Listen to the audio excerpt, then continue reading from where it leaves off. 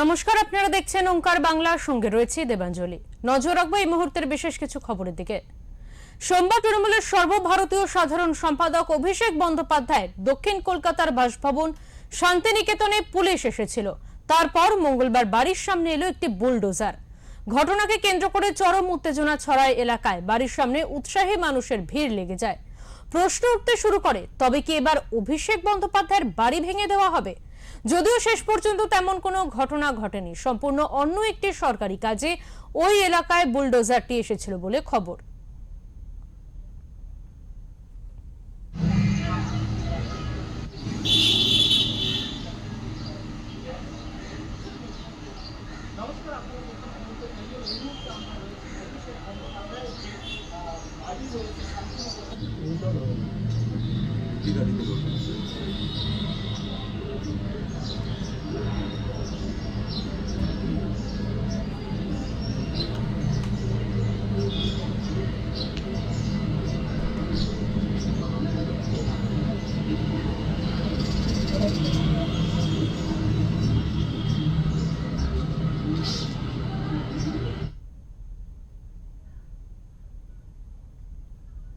আমরা এই বিষয়ে কথা বলে নেব। আমাদের সঙ্গে টেলিফোন লাইনে রয়েছেন আমাদের প্রতিনিধি বিশ্বজিৎ হালদার। বিশ্বজিৎ, গতকাল আমরা দেখেছিলাম অভিষেক বন্দ্যোপাধ্যায়ের বাড়িতে পুলিশের প্রায় 4-5 জন আধিকারিক, বেশ কিছু আধিকারিক এসেছিলেন এবং তার পরবর্তীতে মঙ্গলবার অর্থাৎ আজকে দেখা গেল তার বাড়ির সামনে শান্তিনিকেতনের সামনে বুলডোজার। ঠিক কি কারণে এই বুলডোজারটি আনা হয়েছে, কি জানা যাচ্ছে সে বিষয়ে বিস্তারিত জানাও।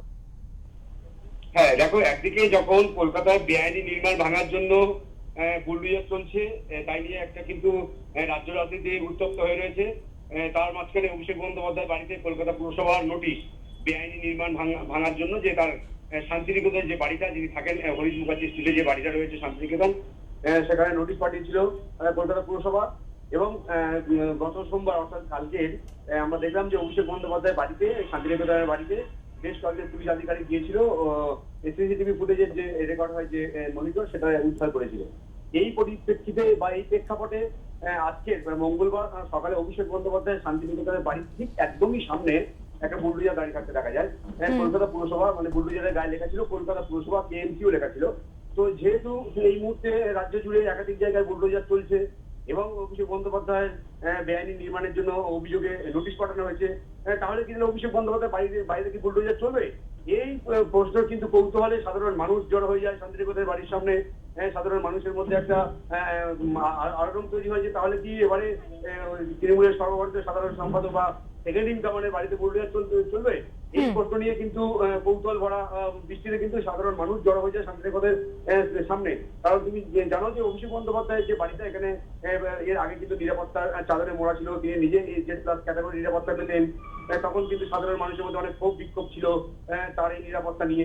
তারপরে যখন নিরাপত্তা সরে যায়, তার জেড ক্যাটাগরি নিরাপত্তা তিনি পাচ্ছেন না, একজন সাধারণ হিসাবে তিনি তার নিরাপত্তা পাচ্ছেন। এই সমস্ত বিষয় নিয়ে সাধারণ মানুষের মধ্যে একটা স্বাভাবিকভাবে কৌতূহল ছিল। তবে কলকাতা পুরসভা সূত্রে যেটা জানা গেছে, যে অভিষেক বন্দ্যোপাধ্যায় শান্তিনিকেতনের বাড়ির সামনে বুলডোজার দাঁড়িয়েছে, কলকাতা পুরসভার লেখা বুলডোজার দাঁড়িয়েছে, এটা ঠিক, এটা সত্যি। কিন্তু সেই বুলডোজার অভিষেক বন্দ্যোপাধ্যায় শান্তিনিকেতনের বাড়ির ভাঙার জন্য কিন্তু সেই বুলডোজার আনা হয়নি। বুলডোজার আনা হয়েছিল অভিষেক বন্দ্যোপাধ্যায় বাড়ির ঠিক সামনে যে ফুটপাথ ছিল, সেই ফুটপাথে যে ইট ছিল, সেই ইটগুলোকে ঠিক করার জন্য বা ফুটপাথ ঠিক করার জন্য এই বুলডোজার আনা হয়েছে। তবে সাধারণ মানুষের মধ্যে স্বাভাবিকভাবে একটা কৌতূহল তৈরি হয়েছিল। একদমই, অনেক ধন্যবাদ বিশ্বজিৎ তোমাকে।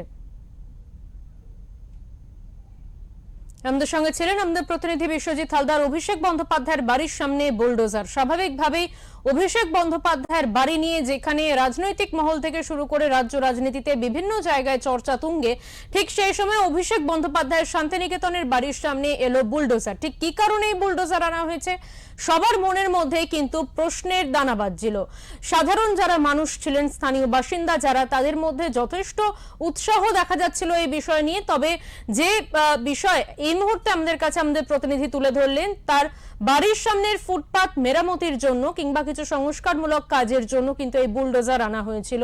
এর সাথে অভিষেক বন্দ্যোপাধ্যায়ের বাড়ি শান্তিনিকেতনের কোনো যোগাযোগ নেই।